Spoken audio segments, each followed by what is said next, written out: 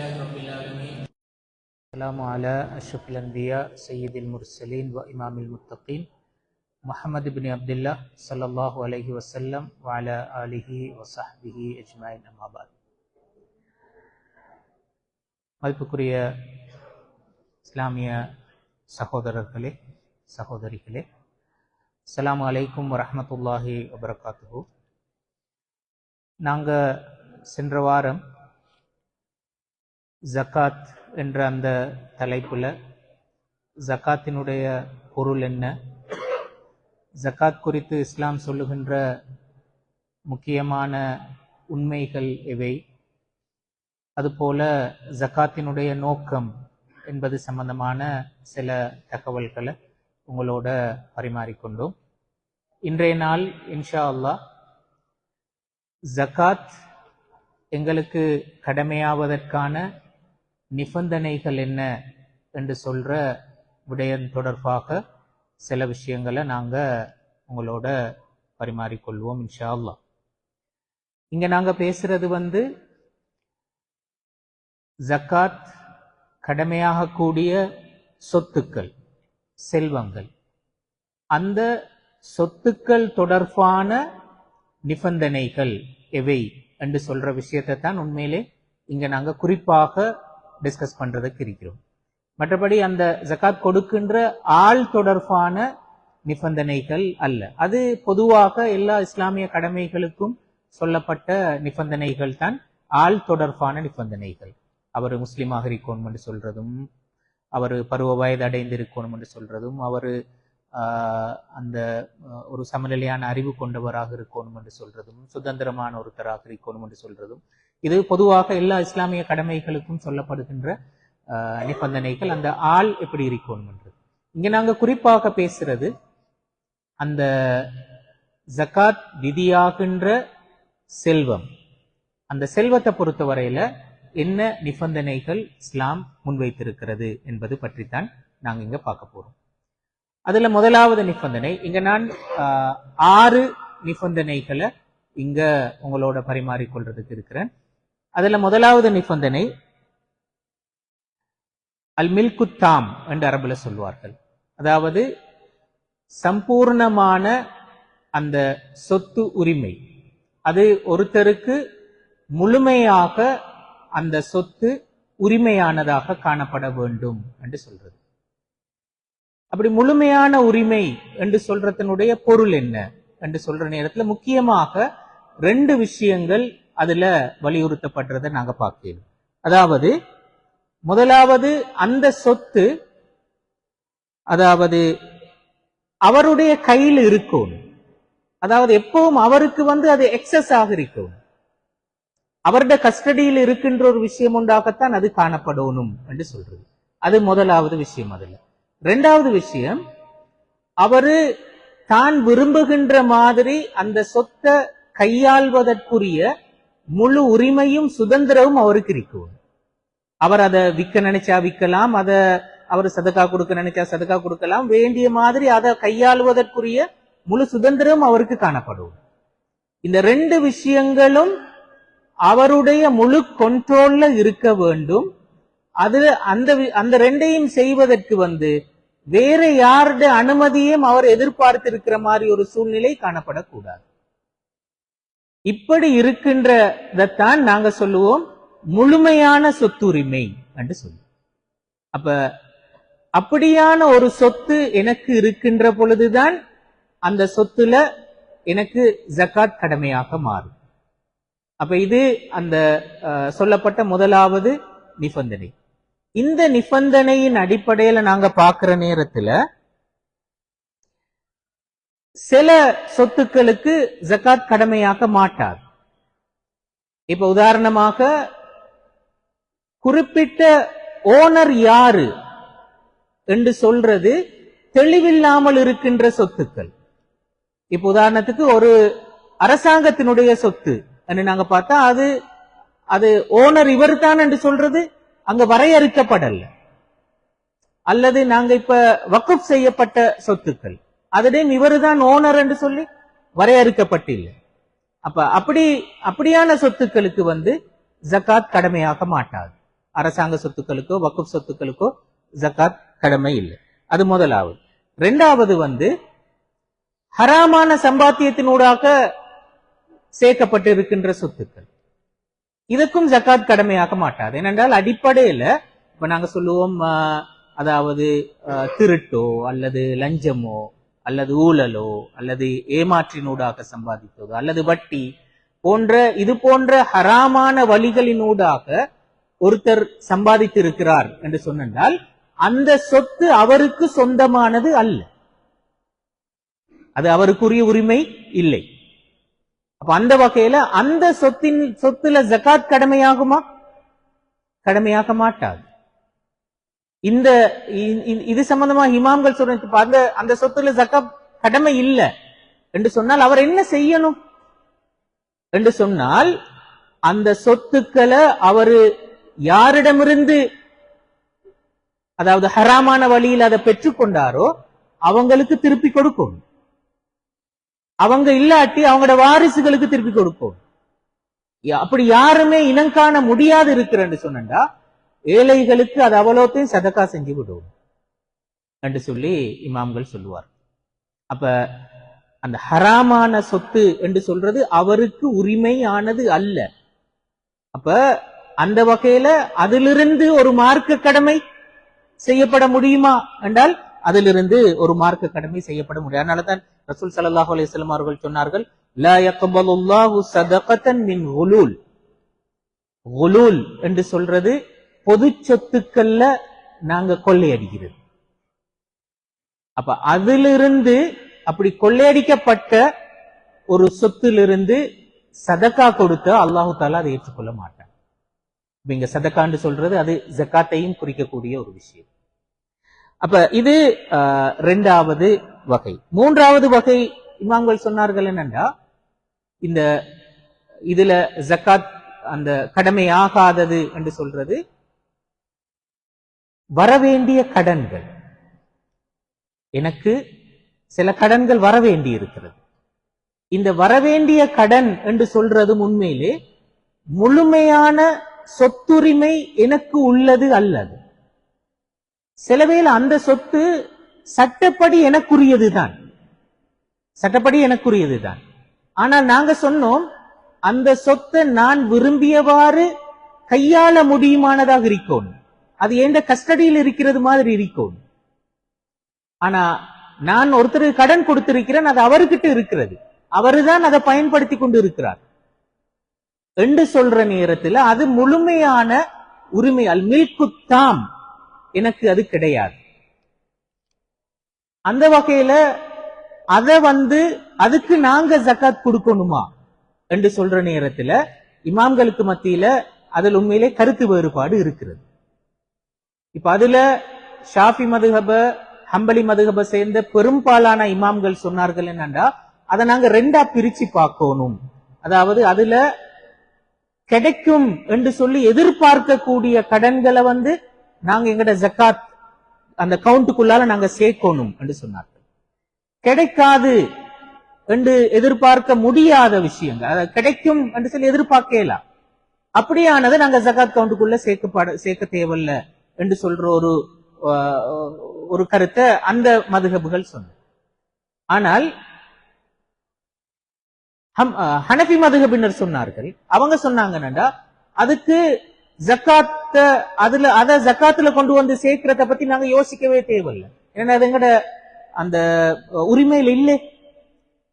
அப்படி அது கிடைச்சாலும் கூட நாங்க அதை என்ன செய்யணும்னா புதுசாத்தான் பார்க்கணும், புதிய ஒரு சொத்தாத்தான் நாங்க அதை பார்க்கணும் என்று சொல்லி ஹனஃபி மதுஹபினர் சொன்னார்கள். ஏன்னா அதுக்குரிய அந்த காலத்தை கணிப்பிடுறத நாங்க புதுசாத்தான் அதை தொடங்கணும் என்று சொல்லி சொன்னார்கள். ஆனா மாலிக் மதுஹபினர் சொன்னார்கள் என்னன்னா, நாங்க கடன்களை பொறுத்த வரையில அது கிடைக்கும் அல்லது நீண்ட காலத்துல கிடைக்கும் என்று சொல்ற அந்த மாதிரி வரையறைகள் இல்லாம எப்ப அந்த கடன் கிடைக்குதோ கிடைக்கிற நேரத்துல நாங்க அதுக்கு ஜக்காத் கொடுத்தால் போதுமானது என்று சொன்னார்கள். அதாவது கிடைக்கிற நேரத்துல அந்த வருஷம் எப்ப கிடைக்குது அந்த கிடைக்கிற வருஷத்துல எங்கட ஜக்காத் கவுண்டோட அதையும் நாங்க சேர்த்து அதுக்கு நாங்க ஜக்காத் கொடுத்தால் போதுமானது என்று சொல்றது மாலிக் மதுஹபினருடைய நிலைப்பாடு. உண்மையிலே ஒப்பீட்டு ரீதியில இந்த 3 கருத்துக்களையும் மிகவும் இலகுவானதும் அந்த பொருத்தமானதுமான ஒரு அபிப்பிராயமாக பலரும் கண்டது இந்த மாலிக் மதுஹபினருடைய அபிப்பிராயத்தை தான். அப்ப நவீன காலத்தில் உள்ள பல நிறுவனங்கள் வந்து இந்த அபிப்பிராயத்தை முன்னிலைப்படுத்தி இருக்கிறத நாங்க பார்க்கலாம். அப்ப அந்த வகையில இந்த அபிப்பிராயம் இந்த விஷயத்துல மிச்சம் பொருத்தமானது. அது இந்த நாங்க சொன்ன இந்த கண்டிஷனோடையும் அது ஒத்து வருகிறது. ஏனென்றால் அது எங்களுக்கு முழுமையான உரிமை இல்லை. அப்ப அதுல நாங்க ஜகாத் கொடுக்கிறேன்னு சொல்றது உண்மையிலே சாத்தியம் இல்லை உண்மையிலே. அப்ப அந்த வகையில அது எப்ப கிடைக்கிறதோ கிடைச்சா அது எங்கட உரிமையமா இருக்கிறது. அப்ப நாங்க அதுக்கு ஜகாத் கொடுத்தால் போதுமானது என்று சொல்வது. அதே மாதிரி இதுல நவீன காலத்துல சில பலரும் அந்த கேள்வியாக கேட்ட ஒரு விஷயத்தையும் நவீன கால அறிஞர்கள் சொல்லி இருக்கிறார்கள். இப்ப உதாரணமாக இந்த அரசாங்க தொழிலில் ஈடுபடுகின்றவர்களுக்கு இந்த இபிஎஃப், இடிஎஃப் போன்ற ஃபண்டுகள் அவங்களோட பேர்ல இருக்கும். அதே மாதிரி இப்ப ஒரு தொழிலிருந்து போகின்ற ஒருத்தர் இந்த கிராட்டிடியூட் ஃபண்ட் சொல்லி ஒன்று இருக்கிறது. இப்ப இந்த மாதிரி விஷயங்கள் அவருடைய பேர்ல இருந்தாலும் அது அவருடைய முழுமையான உரிமையில் இல்லை. ஏன்னா அவர் நினைச்ச நேரம் அதை கையாளுவதற்கு முடியாது. இப்ப இதற்கு ஜகாத் கொடுக்கணுமா என்று சொன்னால் அதற்கும் அது எப்ப கிடைக்கின்றதோ கிடைக்கின்ற நேரத்துல அதற்குரிய ஜகாத்தை நாங்க கொடுத்தால் போதுமானது என்று சொல்வதுதான் பொதுவாக நவீன கால அறிஞர்கள் இது சம்பந்தமாக சொல்லி இருக்கின்ற கருத்து. அப்ப இந்த விஷயங்கள் எல்லாம் நாங்க பார்த்தால் அந்த முதலாவது கண்டிஷன் அது முழுமையான சொத்து உரிமை எங்களுக்கு காணப்படணும் என்று சொல்றது. அப்படி இருந்தால் தான் அந்த சொத்துக்கு நாங்க ஜகாத் கொடுக்கணும். அந்த உரிமை ஏதேனும் ஒரு வகையில குறைவாக காணப்பட்டால், முழுமை இல்லாத வடிவத்தில் இருந்தால் அதற்கு ஜகாத் இல்லை என்று சொல்வதுதான் பொதுவாக இமாம்களுடைய அபிப்பிராயம். இது முதலாவது நிபந்தனை.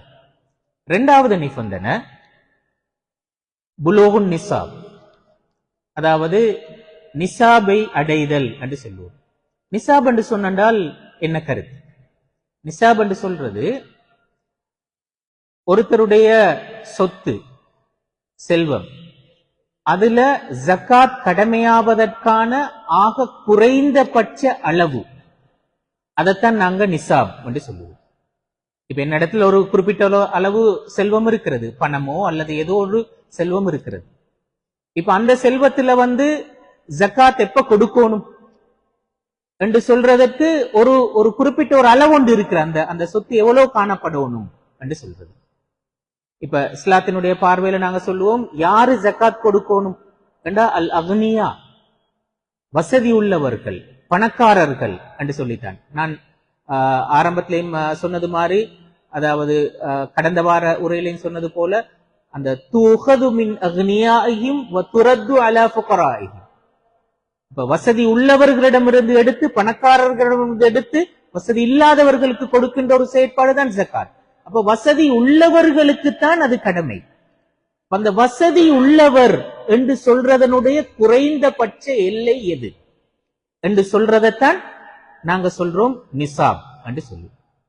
அது வந்து ஒவ்வொரு வகையான சொத்துக்கும் ஒவ்வொரு வித்தியாசமான அளவுகள் நிர்ணயம் செய்யப்பட்டு இருக்கின்றன. அதுல இப்ப எங்களுக்கு தெளிவாக தெரிஞ்ச விஷயம் தான், இப்ப தங்கத்தை பொறுத்தவரையில அதனுடைய அளவு வந்து குறைந்தபட்ச அளவு 10 பவுண்ட், அல்லது நாங்க கிராம்ல சொன்னா 85 கிராம். அந்த அளவு தங்கம் எங்களிடத்துல இருந்தா நாங்க அதுக்கு ஜகாத் கொடுப்போம். வெள்ளி என்று சொன்னால் 595 கிராம், 595 கிராம் வெள்ளி எங்கள்கிட்ட இருந்தா அதுக்கு நாங்க ஜகாத் கொடுக்கணும். அப்ப அந்த அளவு வெள்ளி இருத்தல் என்று சொல்றது அந்த விஷயத்துல நாங்க பணக்காரர் என்று சொல்றதுதான் அதனுடைய மீனிங். அதே மாதிரி விவசாய பொருட்கள் என்று எடுத்தால் அதுக்கு வந்து 612 கிலோகிராம், 612 கிலோகிராம் குறைந்தபட்சம் காணப்பட்டால் அதுக்கு நாங்க ஜகாத் கொடுப்போம்.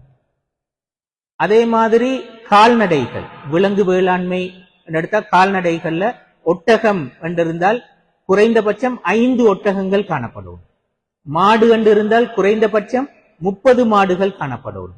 ஆடு கண்டு இருந்தால் குறைந்தபட்சம் 40 ஆடுகள் காணப்படும். இப்படி இருந்தா இவற்றுக்கு நாங்க ஜகாத் கொடுப்போம். இப்ப வியாபார பொருட்களை பொறுத்தவரையில் வியாபார பொருட்களுக்கு குறைந்தபட்சம் எவ்வளவு இருக்கணும் என்று சொல்ற நேரத்துல அத தங்கத்தை மையப்படுத்தி தீர்மானிக்க வேண்டும் என்று சொல்றதுதான் பொதுவாக இமாம்கள் நவீன காலத்துல பலரும் சொன்ன அபிப்பிராயம். அது ரசூல் ஸல்லல்லாஹு அலைஹி வஸல்லம் அவர்களுடைய காலத்துல தங்கத்தினுடைய பெருமானத்தை மையப்படுத்தியும் தீர்மானித்தார்கள், வெள்ளியினுடைய பெருமானத்தை மையப்படுத்தியும் தீர்மானித்தார்கள். ஏனென்றால் அந்த காலத்துல தங்கம் வெள்ளி இவற்றுக்கிடையில மிகப்பெரிய வேறுபாடு இருக்கல்ல. அப்ப அந்த வகையில் அந்த ரெண்டுல ஏதோ ஒன்றுடைய பெருமதியை வைத்து அதை தீர்மானித்தார்கள். இப்ப நாங்க நவீன காலத்துல உண்மையிலே தங்கத்தினுடைய பெருமானத்தை வைத்து தான் தீர்மானிக்கப்படணும் என்று சொல்றது பல ஜக்காத் நிறுவனங்களுடைய பத்துவாவாக இருக்கின்றது. அதிலேயும் குறிப்பாக இப்ப இந்த காலப்பகுதியில உங்களுக்கு தெரியும் தங்கத்தினுடைய விலை பெரிய அளவுக்கு கூடியிருக்கிறது. அப்ப இந்த காலப்பகுதியில நாங்க தங்கத்தினுடைய பெருமானத்தை வச்சு ஜக்காத்தை தீர்மானிக்கின்ற நேரத்துல 10 பவுன் தங்கம் என்று சொல்றது இன்னைக்கு அதனுடைய பெருமதி கடந்த வருடத்தை விடவும் செலவையில இன்னும் 2 இயர்ஸ்க்கு முந்தியுள்ள நிலைமையோட நாங்க ஒப்பிட்டு பார்க்கிற நேரத்துல பெரிய அளவுக்கு வித்தியாசமாக இருக்கிறது. அப்ப இப்பவும் நாங்க தங்கத்தை பேஸ் பண்ணித்தான் எங்கட பணத்தினுடைய ஜக்காத்தையோ அல்லது வியாபார பொருட்களுடைய ஜக்காத்தையோ தீர்மானிக்கிறதா என்று சொல்ற இப்படி ஒரு கொஸ்டின் ஒன்று இருக்கிறது. இது சம்பந்தமாக கட்டார்ல இருக்கின்ற கலாநிதி அலி முஹிதீன் கர்தாவி அவருடைய ஒரு ஃபத்துவா அண்மையில வெளிவந்த ஒரு ஃபத்துவாவில் அவர் சொல்றாரு என்றால், அவர் கட்டார் சூழ்நிலையை வச்சு அவர் சொல்றாரு, இந்த காலப்பகுதியில நாங்க தங்கத்தை மையப்படுத்தி பணத்தினுடைய ஜக்காத்தையோ வியாபார பொருட்களுடைய ஜக்காத்தையோ தீர்மானிக்கிறது பொருத்தம் அல்ல, வெள்ளியை அடிப்படையாக கொண்டு வச்சு தீர்மானிக்கிறது தான் பொருத்தமானது என்று சொல்லி அவர் சொல்லுவார். கட்டார் உதாரணத்தை வச்சு அவர் சொல்றாரு என்னென்றால், கடந்த வருடங்கள்ல நாங்க தங்கத்தினுடைய 85 கிராம் என்று சொல்லி வச்சு பார்க்கிற நேரத்துல கிட்டத்தட்ட ஒரு 6000-7000 கட்டார் ரியால் அளவுக்கு வருகிறது. அப்ப அந்த அளவு ஜக்காத், அந்த அளவு இருந்தா ஜக்காத் கொடுக்க முடியும், கொடுக்க வேண்டும் என்று சொல்ற ஒரு நிலைமை இருந்தது.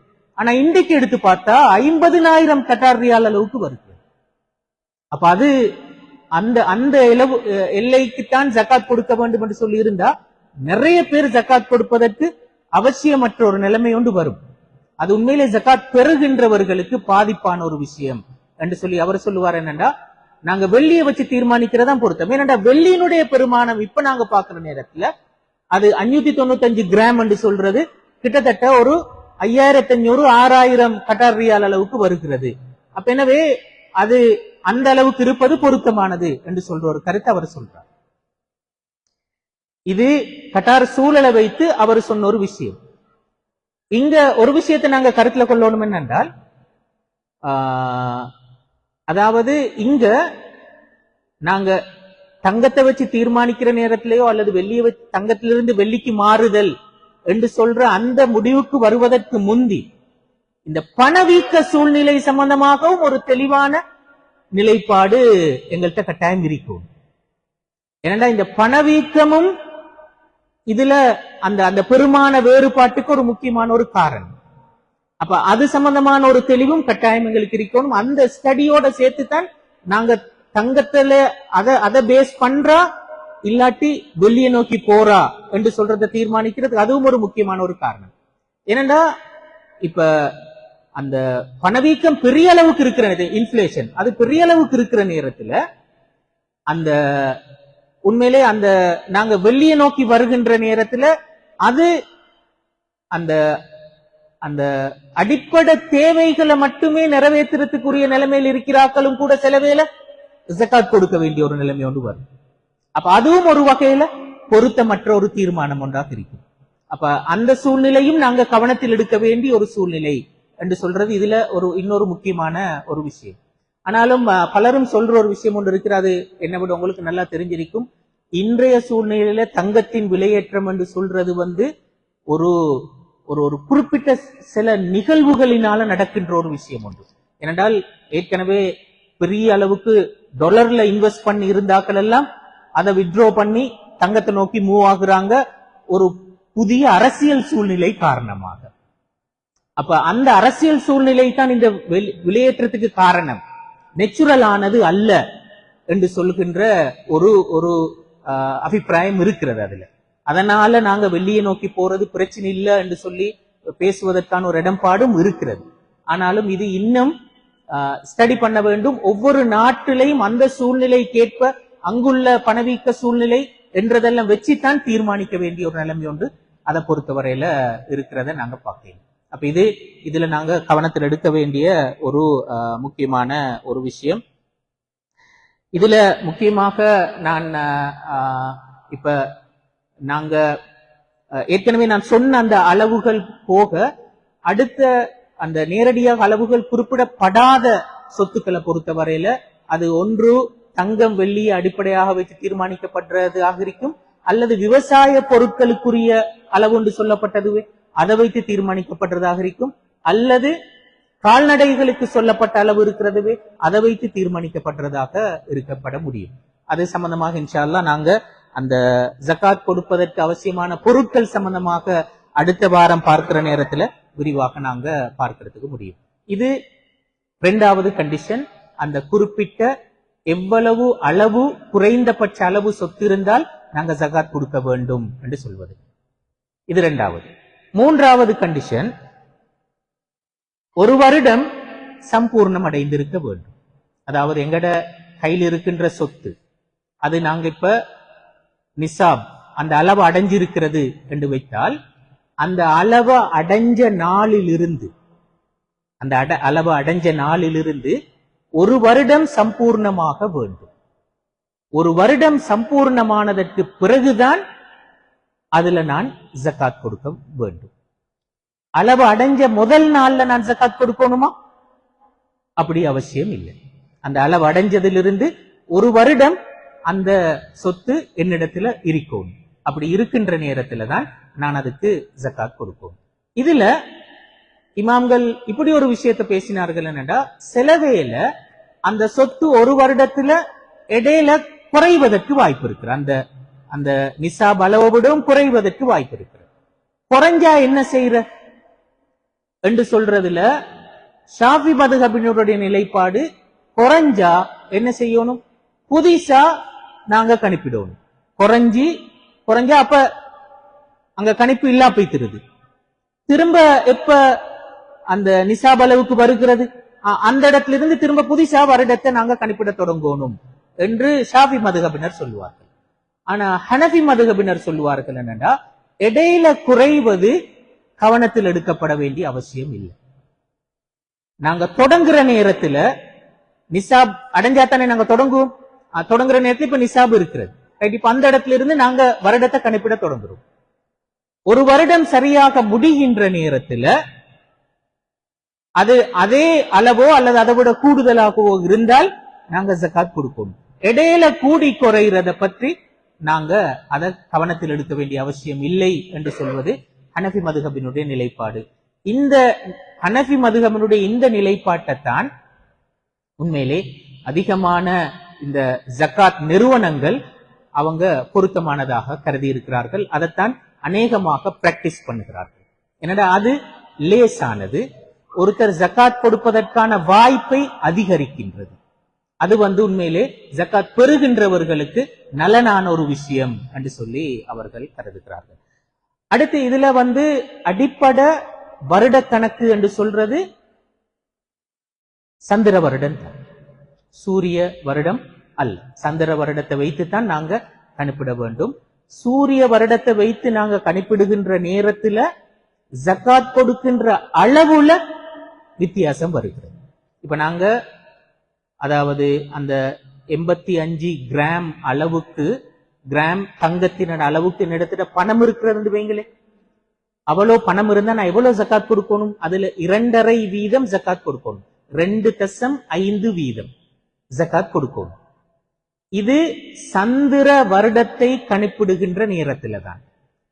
சூரிய வருடத்தை நாங்க கணிப்பிட்டோம் என்றால் அது 2.57% கணிப்பிடப்பட வேண்டும் என்று சொல்றது குவைத்திட பைத்து ஜக்காத்தினுடைய தீர்மானம். அது 2.57 வீதமாக கணிப்பிடுவது. ஏனென்றால் சந்திர வருடத்தை விடவும் சூரிய வருடம் கொஞ்சம் அதிகம் என்று சொல்வதனால் அப்படி அந்த கொடுக்கின்ற அளவில் வித்தியாசம் வரும் சூரிய வருடத்தை வைத்து நாங்க கணிப்பிடுகின்ற நேரத்தில். அப்ப இது நாங்க அந்த வருடத்தை கணிப்பிடுதல் என்று சொல்றதுல முக்கியமா சொல்லப்படக்கூடிய விஷயங்கள். அதுல இன்னொரு முக்கியமான விஷயம் இருக்கிறால் எல்லா வகையான சொத்துக்களுக்கும் ஒரு வருடம் சம்பூர்ணமாகணும் என்று சொல்ற கண்டிஷன் இருக்கிறதா? எல்லா சொத்துக்களுக்கும் அந்த கண்டிஷன் அப்ளை ஆகுமா என்றா எல்லா சொத்துக்களுக்கும் அந்த கண்டிஷன் அப்ளை ஆகாது. எந்தெந்த சொத்துக்களுக்கு ஒரு வருடம் சம்பூர்ணமாகணும் என்று சொல்ற கண்டிஷன் அப்ளை ஆகிறது என்றால் முதலாவது தங்கம், அடுத்தது வெள்ளி, அடுத்தது எங்கட கையில் இருக்கிற பணம், கையில சேமிப்புல இருக்கிற பணம், அடுத்தது வியாபார பொருட்கள், அடுத்தது கால்நடைகள். இந்த 5 வகையான சொத்துக்களுக்குத்தான் ஒரு வருடம் சம்பூர்ணமாகணும் என்று சொல்றது ஒரு கண்டிஷன். அடுத்த சொத்துக்களுக்கு இது ஒரு வருடம் சம்பூர்ணமாகணும் என்று சொல்றது ஒரு கண்டிஷனாக இல்லாத சொத்துக்கள் எவை என்று சொன்னா மிக முக்கியமாக விவசாய பொருட்கள். விவசாய பொருட்கள் சில சமயங்கள்ல ஒரு வருடத்துல 2 போகம் 3 போகம் எல்லாம் விவசாயம் நடைபெறும். ஒவ்வொரு தடவையும் அறுவடை நடைபெறுகின்ற நேரத்திலேயே அதற்குரிய ஜகாத் கொடுக்கப்படும். அறுவடை நடைபெறுகின்ற நேரத்திலே அதற்குரிய ஜகாத் கொடுக்கப்படும். சில வேளை அது வருடத்துல 2 தடவை 3 தடவை கூட கொடுக்கிறதுக்கு வேண்டி வர முடியும். அப்ப அதற்கு ஒரு வருடம் இருக்கணும் என்று சொல்ற கண்டிஷன் விவசாய பொருட்களை பொறுத்த வரையில இல்ல.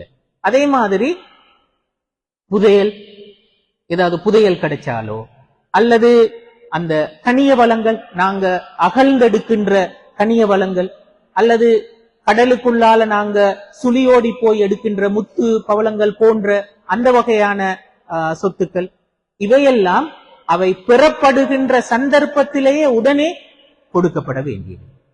அது ஒரு வருடம் பூர்த்தியாகணும் என்று சொல்கின்ற கண்டிஷன் அதை பொறுத்த வரையில இல்ல. அடுத்து இமாம்கள் சொன்ன இன்னொரு முக்கியமான விஷயம் என்னென்றால், இப்ப எங்களிடத்தில் இருக்கின்ற அடிப்படையில் இருக்கின்ற ஒரு சொத்து, அந்த சொத்துக்கு வரக்கூடிய ஒரு லாபம், இப்ப நாங்க ஒரு இன்வெஸ்ட்மெண்ட் ஒன்று செஞ்சிருக்கிறோம். இன்வெஸ்ட்மெண்ட்டுக்கு உண்மையிலே ஒரு வருடம் பூர்த்தியாகும். இன்வெஸ்ட்மெண்ட்டுக்கு ஒரு வருடம் பூர்த்தியாகும். இப்ப நாங்க அந்த இன்வெஸ்ட்மெண்ட் அமௌண்ட அது அந்த நிசாப் அடைஞ்சதுக்கு பிறகு நாங்க காலத்தை கணிப்பிடுறோம் வைங்களே. இப்ப ரமலான் அடைஞ்சது, நாங்க ரமலான்ல இருந்து தொடங்கிக்கிறோம் கண்டு வச்சா கொஞ்ச நாள் போற நேரத்துல 3 மாசம் கழிஞ்சதுக்கு பிறகு ஒரு ப்ராஃபிட் ஒன்று அதுக்கு வருகிறது. அந்த ப்ராஃபிட் மேலதிகமாக வந்தது. அது இப்ப 3 மாசத்துக்கு பிறகுதான் வந்திருக்கிற.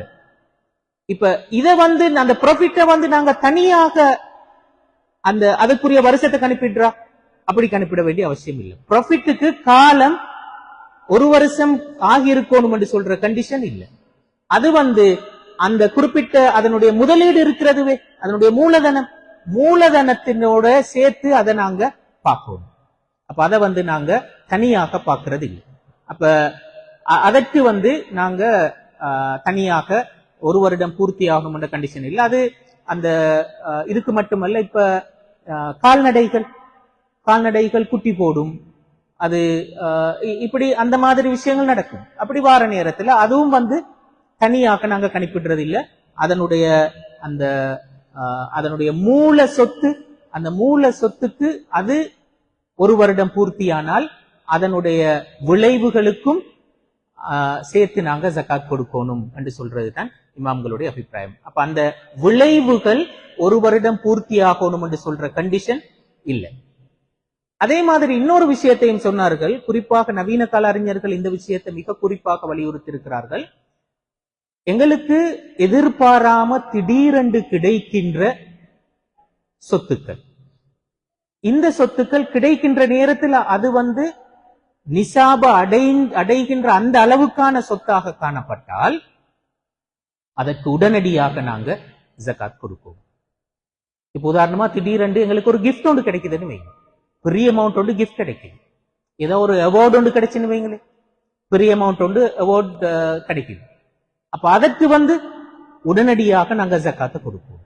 அல்லது ஏதாவது ஒரு பெரிய அமௌண்ட் போனஸ் ஒன்று கிடைக்குது, அதுக்கு அது அந்த அளவு அடைஞ்சிருந்தா உடனே நாங்க அதுக்கு ஜக்காத்தை கொடுப்போம். அது மாதிரி அந்த பல விஷயம் திடீரென்னு எங்களுக்கு எதிர்பார்க்காம ஒரு நீண்ட காலமா கோர்ட் கேஸ்ல இருந்த ஒரு சொத்து வந்துருது, அதுக்கு உடனே நாங்க அந்த ஜக்காத்தை கொடுத்துருவோம். அல்லது சில அந்த தொழில் செய்கின்றவர்களை பொறுத்தவரை இப்ப டாக்டர்ஸ் ஆக இருக்கலாம், லோயர்ஸ் ஆக இருக்கலாம். லோயர்ஸ் அவங்களோட சில கேஸுகளை வின் பண்ணி கொடுத்தா பெரிய அமௌண்ட் கிடைக்கும், அதுக்கு உடனே ஜக்காத் கொடுக்கும். அது மாதிரி டாக்டர்ஸை பொறுத்தவரையிலும் சில குறிப்பிட்ட பர்டிகுலர் ஆபரேஷன்களை செய்கின்ற நேரத்தில் அவங்களுக்கு பெரிய அமௌண்ட் அதுக்கு உடனே பே பண்ணுவாங்க. அப்ப அதுக்கு உடனே அவங்க ஜக்காத் கொடுக்கும். இது எல்லாம் ஒரு வருஷம் பூர்த்தி ஆகணும் என்று சொல்லி காத்திருக்க வேண்டிய அவசியம் இல்லை என்று சொல்லி இமாம்கள் சொல்லுவார்கள். அப்ப இது மூன்றாவது கண்டிஷன், அந்த வருடம் ஒரு வருடம் பூர்த்தி ஆகணும் என்று சொல்றது சம்பந்தமா. நாலாவது கண்டிஷன் அன்னமா, வளர்ச்சி. வளர்ச்சி என்று சொல்றது அந்த குறிப்பிட்ட சொத்து பிசிக்கலாக ஆக்சுவலாக அது வளரணும் அல்லது வளரக்கூடியதாக இருக்கணும், வளரக்கூடிய இயல்பு கொண்டதாக அது காணப்படும். இப்ப நாங்க எங்கள்கிட்ட வியாபார பொருள் இருக்கிறண்டா வியாபார பொருளோட அடிப்படை இயல்பு வளரக்கூடிய இயல்பு. ஏதாவது விற்பனை செஞ்சா அங்க அந்த சொத்து வளர்ந்து கொண்டு இருக்கும். அப்ப அது ஒன்று வளரணும் அல்லது வளரக்கூடியதாக காணப்படும். அப்ப அது கட்டாயம் வளரணும் என்று சொல்றது நிபந்தனையா? வளர்ந்தால் தான் ஜக்காத் கொடுக்கணும் என்று சொல்றது நிபந்தனையா? அப்படி நிபந்தனை இல்லை. அது வளர முடியும் அல்லது வளருகின்ற இயல்பு கொண்டதாக காணப்பட வேண்டும். இதுதான் அங்க சொன்ன. சில சமயங்கள் எங்கள்கிட்ட பெரிய அளவு பிசினஸ் இருக்கிறது, வியாபார பொருட்கள் எங்கட கைவசம் இருக்கிறது. ஆனா கடந்த வருடத்துக்கும் இந்த வருடத்துக்கும் இடையில நாங்க ஒப்பிட்டு பார்த்தா ஒரு டிராப் ஒன்று இருக்கும். ஆனாலும் என்னிடத்தில் இருக்கின்ற முழு வியாபார பொருட்களும் அது அந்த நிசாபை விடவும் அதிகமாகத்தான் இருக்கிறது. அப்படி இருந்தா நான் இப்ப அதுக்கு ஜகாத் கொடுக்கணுமா இல்லையா? ஜகாத் கொடுக்கணும். ஒப்பீட்டு ரீதியில கடந்த வருடத்துக்கும் இந்த வருடத்துக்கும் இடையில வளர்ச்சி இருக்கிறதாண்டா? வளர்ச்சி இல்ல, டிராப் தான் இருக்கிறது. ஆனாலும் நான் ஜகாத் கொடுக்கணும் என்றால் அது அடிப்படையில் அந்த சொத்து வளரும் இயல்பு கொண்டது. ஆனால் இந்த சந்தர்ப்பத்தில் வளரல. அப்ப வளர்ந்தால்தான் ஜகாத் கொடுக்கணும் என்று சொல்ற கண்டிஷன் இல்ல. அது ஒன்று வளர்ந்திருக்கணும் அல்லது வளரும் இயல்பு கொண்டதாக வளரக்கூடியதாக அது காணப்பட வேண்டும் என்று சொல்றதுதான் அங்க முக்கியமாக கருத்துல கொள்ளப்படுகின்ற விஷயம். அப்ப இது நாங்க சொல்ற நாலாவது நிபந்தனை. ஐந்தாவது நிபந்தனை, இதுவும் ஒரு முக்கியமான விஷயம், கடன். இங்க நாங்க பேசுறது ஏற்கனவே நாங்க சொன்ன அந்த கடன் சம்பந்தமான விஷயம், எனக்கு வரவேண்டிய கடன். இங்க நாங்க சொல்றது நான் கொடுக்க வேண்டிய கடன். கடன் இல்லாமல் இருக்க வேண்டும் என்று சொல்வதும் ஜக்காத் கடமையாவதற்கான ஒரு கண்டிஷன். கடன் இருந்தால் ஜக்காத் கடமையாக மாட்டாது. ஆனாலும் அதை நாங்க கவனமாக விளங்கிக் கொள்ளுவோம். கடன் இருந்தா ஜக்காத் கடமை இல்லைன்னு சொல்றதனுடைய கருத்தை கடமையாக விளங்கிக் கொள்ளணும், கவனமா விளங்கிக் கொள்ளணும். என்றா பல சமயங்கள்ல பெரும் சொத்து வச்சிருக்கிறார்கள், அவங்களுக்கு தாராளமா சொத்து இருக்கிறது, ஒரு சின்ன கடனின் காரணமாக கடன் இருக்குது, நான் ஜக்காத் கொடுக்க தேவையில்லை என்று சொல்லி எடுப்பார்கள். இங்க இமாம்கள் அதுக்கு சொன்ன மிக முக்கியமான கண்டிஷன் என்ன தெரியுமா? முதலாவது, அந்த சொத்துல அவரு கடனை கொடுத்தால் அந்த சொத்து நிசாப் அளவுட குறைவதாக இருக்கும். அப்படி குறைவதாக இருந்தால்தான் அவருக்கு ஜக்காத் கடமை. நிசாப் அளவுட குறையாம போகின்ற நேரத்துல இப்ப ஜக்காத் கடமையா இல்லையா? ஜக்காத் கடமை தான். அந்த வகையில இமாம்கள் அந்த கடனை பத்தி பேசுகின்ற நேரத்தில் சில முக்கியமான விஷயங்களை சொன்னார்கள். ஒன்று, அந்த கடன் நீண்ட கால கடனாக இருக்கப்படாது, உடனடியாக செலுத்தப்பட வேண்டிய கடன். அதாவது அந்த குறிப்பிட்ட வருடத்துக்குள்ளால செலுத்தப்பட வேண்டிய கடனாகத்தான் இருக்கும். அப்படி இருந்தா ஜக்காத் ஒவ்வொரு வருடமும் கொடுக்கிறது தானே. அப்ப இந்த வருடத்துல செலுத்தப்பட வேண்டிய கடன் என்பதாகத்தான் அது காணப்படும். அப்ப இந்த வருடத்துல செலுத்தப்பட வேண்டியதாக இருந்தால் அப்ப அந்த கடனை கழிச்சால் அது நிசாப் அளவோட குறைகிறது என்று சொல்லியிருந்தா அவருக்கு ஜகாத் கடமை இல்லை. இல்லாட்டி அவர் ஜகாத் கொடுக்கும். இரண்டாவது கண்டிஷன் சொன்னார்கள் என்னன்னா, அவருக்கு அந்த கடனை கொடுப்பதற்கு அவர்கிட்ட நிலையான சொத்துக்கள் இல்லாமல் இருக்கும். வேற நிலையான சொத்துக்கள் இருந்தால் அந்த சொத்தை வித்து அவர் கடன் கொடுக்கலுமே. அப்படி இருந்தால் அவருக்கு ஜகாத் கடமை தான். உண்மையிலே அவரு அந்த கடனை கொடுப்பதற்கு அவரிடம் நிசாப் அடைஞ்ச எந்த சொத்தைத்தான் பயன்படுத்த வேண்டிய நிலைமை இருக்கிறது என்று இருந்தா மட்டும்தான் அங்க ஜகாத் கடமை இல்லை. அப்படி இல்லாம அவருக்கு வேற நிலையான சொத்துக்கள் இருக்கின்றன என்று இருந்தா அவர் கண்டிப்பாக அந்த ஜகாத் கொடுக்கும். இப்ப உதாரணமாக சில பிசினஸ் செய்யறாக்கள் அவங்க அந்த ஆல்ரெடி அவங்க ஒரு கடன் எடுத்து ஒரு பில்டிங் அமைச்சிருப்பாங்க. கடன் எடுத்து பில்டிங் அமைச்சிருப்பாங்க. அவங்களோட பிசினஸ் அதை வச்சு செஞ்சு கொண்டு போவார்கள். இப்ப இந்த கடன் தொகை என்று சொல்றது அவருடைய அந்த பில்டிங்க்கு ஈக்குவலான விஷயம். அந்த பில்டிங்க்கு ஈக்குவலானது அந்த கடன் தொகை என்று சொல்றது. இப்ப அவரு அவருடைய சொத்து நிசாப் அடைஞ்சிருந்தால் இந்த கடன் தொகைய கழிச்சிட்டு தான் நிசாப பார்க்கணுமா? அப்படி இல்லை. ஏனென்றால் அந்த கடன் தொகைக்கு ஈக்குவலான சொத்து அவரிடம் இருக்கிறது. அப்படி இருக்கிற நேரத்துல அவரு அந்த அந்த நிசாப் அடைஞ்சிருக்கிற நேரத்துல இந்த கடனை கழிச்சிட்டு அவர் பார்க்கறது இல்லை. அவர் கட்டாயம் அந்த நிசாபுக்கு ஜகாத் கொடுக்கும். அப்ப இது இந்த மாதிரியான நிறைய வரையறைகளை இந்த கடன் தொடர்பாக இமாம்கள் சொல்லி இருக்கிறார். இப்ப உதாரணத்துக்கு இப்ப ஒருத்தர் வீட்டு கடன் எடுத்திருக்கிறார் வைங்களே, அது 4 வருஷத்துக்கு கட்டும். இப்ப அந்த முழு கடனையும் அவரு ஜகாத் கொடுக்கிறதுக்கு போற நேரத்துல கழிக்கிறதா? இல்ல அந்த வருஷத்துக்கு எவ்வளவு கொடுக்கணும்? அந்த வருஷத்துக்குரிய அமௌண்ட் தான் அதுல இருந்து கழிக்கப்பட வேண்டியது. அதுலயும் அவரு அவருக்கு வேற சொத்துக்கள் இருக்குமாக இருந்தால் அது கழிக்கப்படவும் கூடாது என்று சொல்றதுதான் இமாம்களுடைய அபிப்பிராயம். அப்ப கடன் என்று சொல்றத அது எப்ப எங்களுக்கு அந்த ஜகாத் கடமையாக மாட்டாது என்று சொல்றதற்கான கண்டிஷனாக மாறும் என்றால் அது நிசாப் அளவில் தாக்கம் செலுத்துகின்ற நேரத்தில் மட்டும்தான் அது கண்டிஷனாக மாறும். இல்லாட்டி அது கண்டிஷன் அல்ல. அது நாங்க விலையும் கொள்ள வேண்டிய ஆக முக்கியமான விஷயம். கடைசி நிபந்தனை எங்களுடைய அடிப்படை தேவைகளுக்கு அது போக மேலதிகமான செல்வத்துல தான் நாங்க ஜகாத் கொடுப்போம். அடிப்படை தேவைகளுக்கு. அப்ப அடிப்படை தேவை என்று சொல்றது என்ன என்று சொன்னா, இப்ப நான் வாழ்றதுக்குரிய எனக்குரிய வீடு, எனக்குரிய அந்த அடிப்படையான தேவைகள். அது மாதிரி இப்ப நான் சாப்பிடுறது, நான் குடிக்கிறது, அது போல என்னுடைய படிப்பு, என்னுடைய மருத்துவம் போன்ற இந்த வகையான எல்லா விஷயங்களும் எங்களுடைய அடிப்படையான தேவைகள். இந்த தேவைகளுக்காக நாங்க செலவழிக்கிறது, அதற்காக நான் வைத்திருக்கின்ற சொத்துக்கள், இந்த மாதிரி விஷயங்களுக்கு ஜகாத் கொடுக்கணுமா? அது ஜகாத் கவுண்ட் கீழால் ஒரு நாளும் வரமாட்டாது. அதெல்லாம் கழிச்சிட்டு தான் மீதமுள்ள தொகை அந்த நிசாப் அடைஞ்சிருக்கிறதா என்பதைத்தான் நாங்க பார்ப்போம். அதான் அதில் உள்ள ஆக முக்கியமான விஷயம். அப்ப அந்த அடிப்படை தேவைகள் என்று சொல்றது ஆகும். அடிப்படை தேவைகள் என்று சொல்ற நேரத்திலேயும் இமாம்கள் அதுல ஒரு முக்கியமான வரையறையை சொன்னார்கள். என்னன்னா, அது ஆடம்பர தேவைகளாக இருக்கக்கூடாது. ஆடம்பரமான விஷயத்தை அதுல நாங்க கழிக்கிறது இல்லை. ஆடம்பரமான ஒரு தேவைக்காக வேண்டி நாங்க செலவழிச்சோம் என்று சொன்னா அது அதுக்கு கட்டாயம் ஜகாத் நாங்க கொடுக்கணும். இப்ப எங்களோட ஃபேமிலி 3 பேர் இருக்கிற ஒரு ஃபேமிலி, எங்களுக்கு ஒரு வெஹிக்கிள் தேவை, ஒரு வெஹிக்கிள் நாங்க வச்சிருக்கிறோம். இன்னும் 2 வெஹிக்கிளை நாங்க மேலதிகமாக அப்பப்ப போறதுக்கு வாங்கி வச்சு கொள்றோம் என்று சொன்னால், ஏனென்றால் இங்க குவைட்ல ஒரு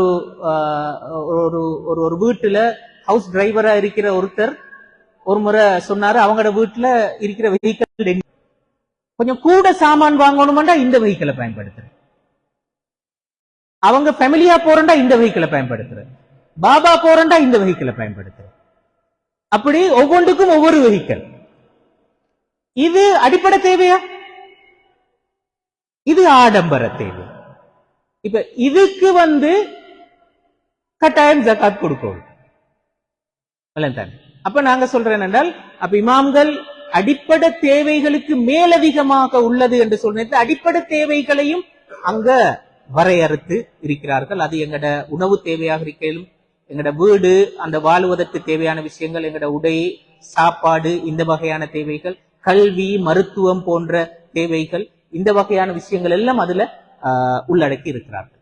இதுல உள்ளடங்கக்கூடிய இன்னொரு முக்கியமான விஷயம் தான் இப்ப நாங்க அந்த அதாவது இப்போ ஒரு பிசினஸ் செய்யறோம் என்று சொன்னால், அந்த பிசினஸுக்குரிய அந்த மூலதன செலவு ஒன்று இருக்குமே.